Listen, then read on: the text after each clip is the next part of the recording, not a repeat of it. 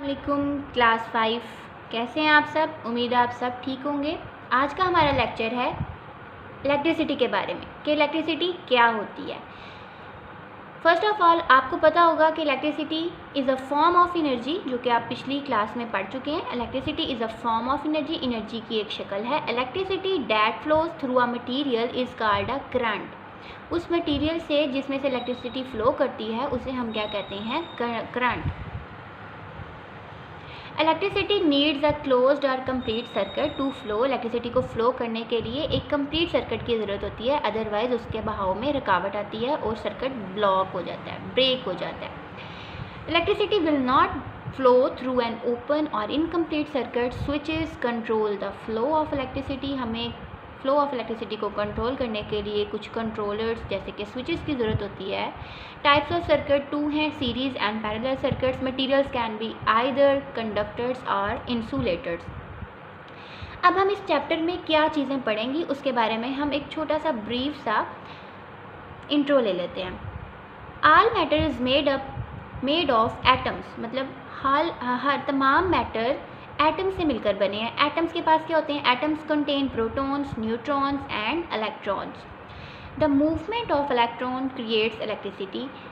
Electrons का बहाव क्या प्रोड्यूस करता है? Electricity. There are 2 forms of electricity, current and static. Fuses are safety measures to prevent too much current from flowing. ठीक है, हम फ्यूज़ यूज़ करते हैं। फ्यूज़ कभी खुद ब खुद ऑफ भी हो जाते हैं, सर्किट ब्रेक कर देते हैं हमें ज़्यादा बड़े डैमेज से बचाने के लिए। Lightning is electricity. बिजली, आसमान पर जो बिजली प्रोड्यूस होती है, जो कड़कती है बिजली, वो भी इलेक्ट्रिसिटी की एक फॉर्म है। अब हम डिस्कस करते हैं कि एटम्स क्या होते हैं, क्योंकि हमने भी ऊपर पढ़ा था कि all matter is made up of atoms. तो हम देख लेते हैं कि एटम्स क्या होते हैं। All matter is made up of tiny particles called atoms. Atoms are so tiny that they are invisible to the naked eye, मतलब आम आंख से हम एटम्स को देख ही नहीं सकते। But they are composed of even smaller particles called sub atomic particles, लेकिन वो उससे भी छोटे छोटे पार्टिकल्स से मिलकर बने होते हैं जिन्हें हम कहते हैं सब एटॉमिक पार्टिकल्स।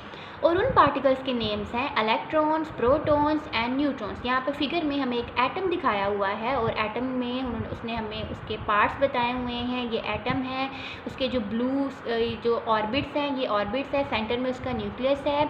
न्यूक्लियस में क्या मौजूद है? प्रोटॉन और न्यूट्रॉन, जबकि उसको सराउंड कर रहे हैं, उसके गिर्द ऑर्बिट में मूव कर रहे हैं, वो क्या है? इलेक्ट्रॉन। तो ये एक एटम हमें शो किया हुआ है। नेक्स्ट अगर हम यहाँ पर देख लें, जैसे कि अगर आपको याद तो होना चाहिए कि उन्होंने हमें बताया कि materials which allow the current of electrons or electric current to pass through them are called conductors, मतलब उन्होंने हमें कंडक्टर्स के बारे में बताया हुआ है। मेटल्स और एग्जांपल दी हुई है, metals like copper, gold and silver have free electrons in them, उनके अंदर फ्री इलेक्ट्रॉन्स होते हैं। तो जब कभी हम उनके साथ कोई इलेक्ट्रिक सप्लाई अटैच करते हैं तो वो इलेक्ट्रॉन्स मूव करते हैं और इलेक्ट्रिसिटी हम तक पहुंच जाती है। So they are good conductors of electricity. In some materials the electrons are tightly held in their atoms. कुछ ऐसे मटीरियल्स होते हैं जिनमें इलेक्ट्रॉन्स क्या होते हैं? अपनी पोजीशन पर फिक्स्ड होते हैं, वो इजीली मूव नहीं कर सकते। They are not free to move around, therefore the current can not flow through them. तो उनमें से करंट इजीली फ्लो ही नहीं कर सकते क्योंकि अंदर एम्प्टी स्पेसिस ही नहीं है। जब उनके अंदर जगह ही नहीं है तो वो मूव कैसे करेंगे? तो such materials are called insulators. उसकी एग्जांपल्स है rubber, glass and wood are examples of insulator. Knowing about conductors, insulators can help you keep safe from dangers of electricity. अब हम सब एटॉमिक पार्टिकल्स पढ़ लेते हैं, जो कि इलेक्ट्रॉन्स, प्रोटॉन्स एंड न्यूट्रॉन्स हैं। Protons and neutrons are found in the centre of an atom, मैंने जैसे कि आपको बताया था, and they make up the nucleus. और वो क्या बना देते हैं? न्यूक्लियस। मतलब न्यूक्लियस में हमारे पास क्या मौजूद है? Protons and neutrons. Electrons keep moving around the nucleus, उसके गिर्द हरकत करते हैं। The sub atomic particles are different from each other due to the charges they carry. Sub atomic particle एक दूसरे से डिफरेंट होते हैं क्योंकि किसी के पास चार्ज पॉजिटिव होता है, किसी के पास चार्ज नेगेटिव होता है और किसी के पास चार्ज होता ही नहीं है, ठीक है। तो protons carry a positive charge, electrons carry a negative charge, neutrons carry no charge, they are neutral. Usually the number of protons is equal to the number of electrons in an atom। Her atom में ना electrons और protons equal quantity में होते हैं, equal number होता है उनका। So the charges are balance, तो चार्ज क्या होता है? Balance. In other words the atom has no charge and it is said to be neutral, ठीक है। तो न्यूट्रल है वो। इलेक्ट्रिक चार्ज, अब हम पढ़ेंगे कि इलेक्ट्रिक चार्ज क्या होता है। Positive and negative charges behave in a fascinating way, बहुत अच्छे तरीके से, बहुत अच्छे वे में वो बिहेव करते हैं, परफॉर्म करते हैं। Two objects with opposite are different charges, अगर आप देखें अ पॉजिटिव और and a negative charge will attract. Positive and negative क्या करते हैं? ये देखें, ये पॉजिटिव है, ये पॉजिटिव है, ये रिपेल करेंगे, जबकि positive and negative charges attract each other. जैसे कि अभी आपने अगर देखा हो तो डेली लाइफ में एग्जांपल्स मौजूद हैं। Objects with the same charges, two positive or two negative charges will repel or push away from one and other. Next हमारे पास है कंसेप्ट चेक। अब हमने क्या करना है, हमारे पास ये मौजूद हैं, कुछ टर्म्स मौजूद हैं। Use this words to complete the sentences below. Electrons हैं, इनविजिबल है, एटम्स हैं, प्रोटॉन्स हैं, न्यूट्रॉन्स हैं, सब एटॉमिक पार्टिकल्स, हमारे पास ये सब चीज़ें मौजूद हैं। आप इस सब में से जो इजी आगे है टू टाइप्स ऑफ इलेक्ट्रिसिटी, ठीक है। इलेक्ट्रिसिटी की टू टाइप्स हैं, दो किस्में हैं। Electricity can be divided into two types, current and static, ठीक है। ये दो टाइप्स हैं इलेक्ट्रिसिटी की। Electricity is a type of energy that can build up. Electricity क्या है? एक टाइप ऑफ एनर्जी है जिसको बनाया जा सकता है इन वन प्लेस, किसी जगह पर, और flow from one place to another, और जिसको हम एक जगह से दूसरी जगह फ्लो भी कर सकते हैं। When electricity gathers in one place, जब इलेक्ट्रिसिटी एक जगह पर इकट्ठी हो जाती है, it is known as static electricity। तो ये क्या बन जाती है फिर? इलेक्ट्रिसिटी, यानी कि इलेक्ट्रिसिटी का किसी एक जगह पे इकट्ठा हो जाना क्या कहलाता है? Static electricity. The word static means something that does not move, यानी कि स्टैटिक का मतलब है कोई ऐसी चीज़ जो कि मूव नहीं कर सकती। वैसे सिंपल अल्फाज में, सिंपल वर्ड्स में हम स्टैटिक को कहते हैं जामद होना। Electricity that moves from one place to another is called is called current electricity. वो इलेक्ट्रिसिटी जो एक जगह से दूसरी जगह मूव हो जाती है वो करंट इलेक्ट्रिसिटी कहलाती है। जो एक जगह पे इकट्ठी हो जाती है वो स्टैटिक होगी, और जो एक जगह से दूसरी जगह मूव कर जाती है वो करंट इलेक्ट्रिसिटी है। आगे है करंट इलेक्ट्रिसिटी, यानी कि second type of electricity. First थी स्टैटिक और दूसरी है current. In metals mostly, metals यानी कि धातु में ज़्यादातर, the electrons are free to move. In metals यानी कि ज़्यादातर धातु में इलेक्ट्रॉन्स जो होते हैं वो फ्री होते हैं, आज़ाद होते हैं टू मूव, हरकत करने के लिए। When such materials are connected to a battery, जब ऐसे मटेरियल्स को हम कनेक्ट करते हैं, जोड़ते हैं किसी बैटरी से, और मेन सॉकेट्स के साथ, these free electrons become energised. तो ये फ्री इलेक्ट्रॉन्स क्या हो जाते हैं? एनर्जाइज्ड हो जाते हैं। They start moving through the metal, वो मेटल में अपनी हरकत को शुरू कर देते हैं। This flow is called electric current. तो ये क्या कहलाता है? ये बहाव इलेक्ट्रिक करंट कहलाता है। आगे है static electricity. You experience static electricity in your daily life. आपने अक्सर देखा होगा जब आप सर्दियों में अपने बालों में कॉम्ब करते हैं, कंघा करते हैं, तो आपको ऐसा लगता है कि आपके बाल चार्ज हो रहे हैं, ठीक है, इस तरीके से आपको फील होता है। और या आप कभी जब आप अपना स्वेटर उतारते हैं तो जब स्वेटर बालों से टच होके आप उतारते हैं तो बाल ऐसे फ्लाई अवे हो जाते हैं, यानी कि दूर दूर को उड़ना शुरू हो जाते हैं। ये इस तरह की ना स्टैटिक इलेक्ट्रिसिटी कुछ इसी टाइप की है। इसकी मैं रीडिंग करती हूँ। You experience static electricity in your daily life. What happens when you pull off your sweater in cold, dry weather? ठीक है, वही बात आ गई। You get fly away hair, यानी कि आपके बाल जो हैं वो दूर दूर उड़ते हुए आपको नजर आते हैं। Why? क्यों? What happens? क्या होता है? When you walk on a carpeted floor and touch a doorknob. कभी कभी आपको फील होता है ना कि जैसे आप कारपेट पे चल रहे हैं तो एकदम करंट सा फील होता है, या कभी आप दरवाजे के डोर नॉब को अगर आप पकड़ते तो एकदम आपको लगता है जैसे आपको करंट लगा है। ठीक है, ये आपकी डेली लाइफ में ज़रूर आपको कभी ना कभी ऐसा फील हुआ होगा।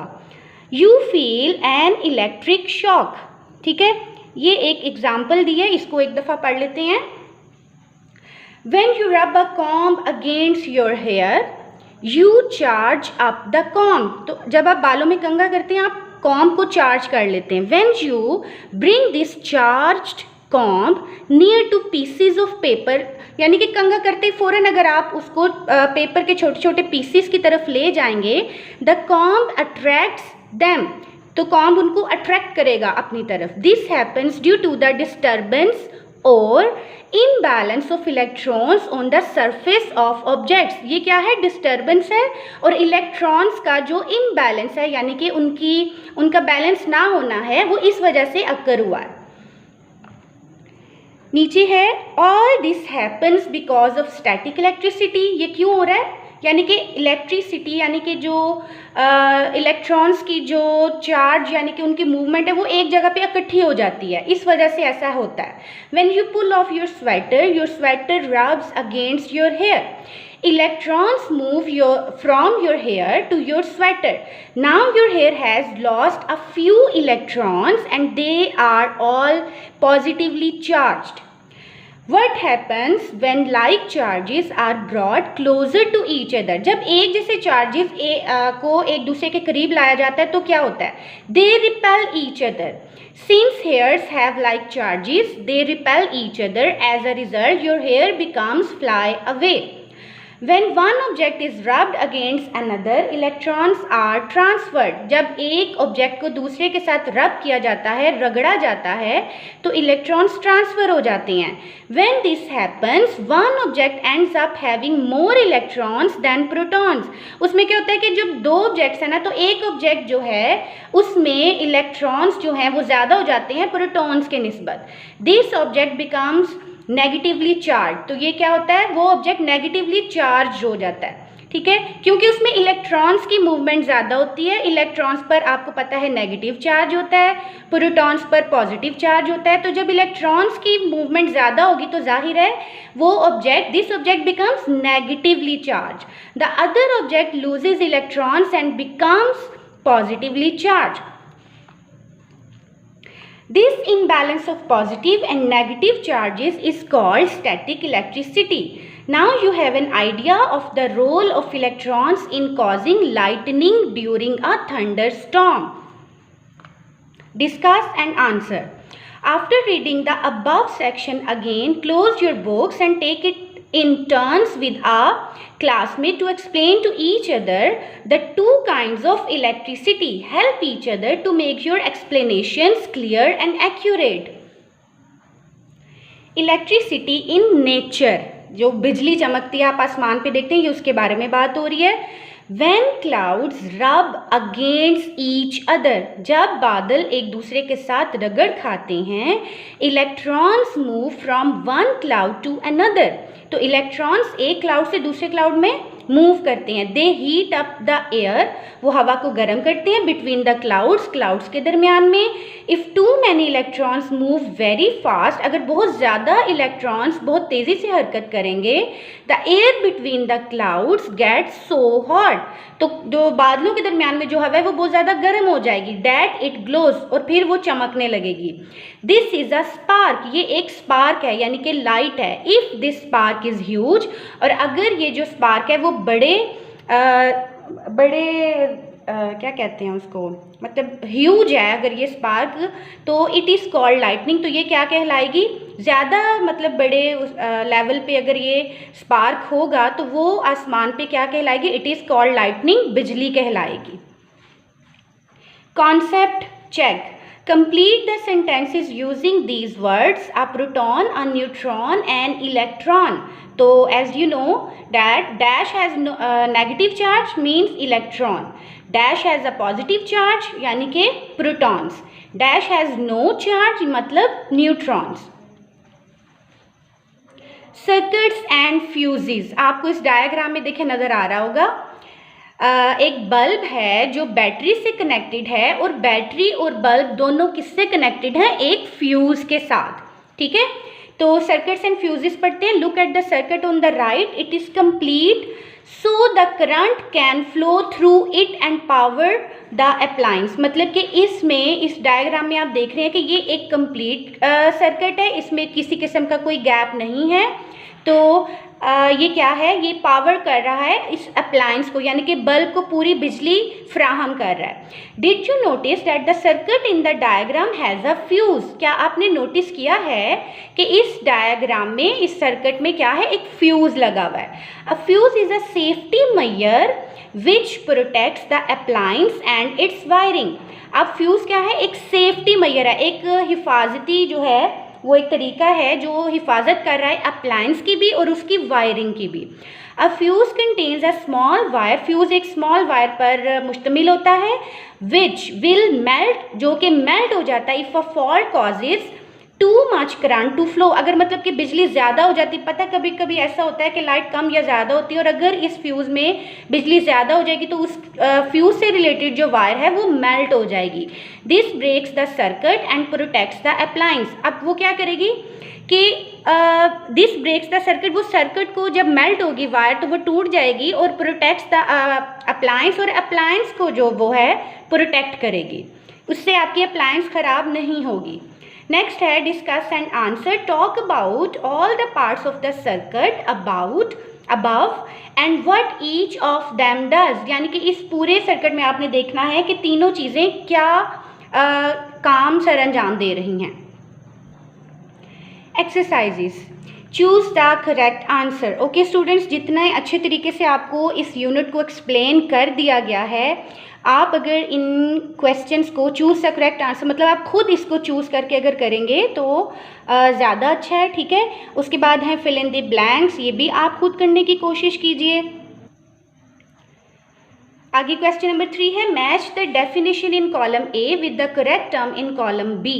कॉलम ए में कुछ शॉर्ट डेफिनेशंस आपको दी गई हैं, उनको आपने मैच करना है कॉलम बी में, ठीक है। उसके बाद नेक्स्ट है मेक दिस सेंटेंसेस विथ टिक और क्रॉस। अब ये टिक और क्रॉस हैं, ये भी आपने करने हैं। आंसर दीज क्वेश्चंस, ठीक है। डिफाइन इलेक्ट्रिक करंट, आपने इलेक्ट्रिक करंट को डिफाइन करना है। Question number 2, describe in your own words how electric current passes through a wire. आपने अपने अल्फाजों में ये एक्सप्लेन करना है कि कैसे इलेक्ट्रिक करंट गुजरता है एक वायर के ज़रिए। Explain why you get fly away hair in cold dry weather.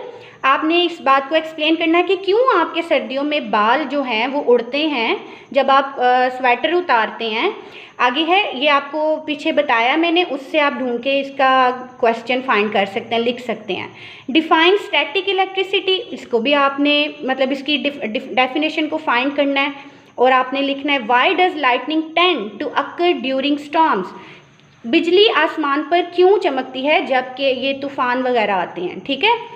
तो आई होप स्टूडेंट्स कि आपको ये यूनिट बहुत अच्छे से समझ आ गया होगा। अगर आपको फिर भी कोई प्रॉब्लम इसमें पेश आती है तो हम आपको नोट्स की सूरत में नोट्स आपको प्रोवाइड कर देंगे PDF फाइल की सूरत में। अल्लाह हाफिज़।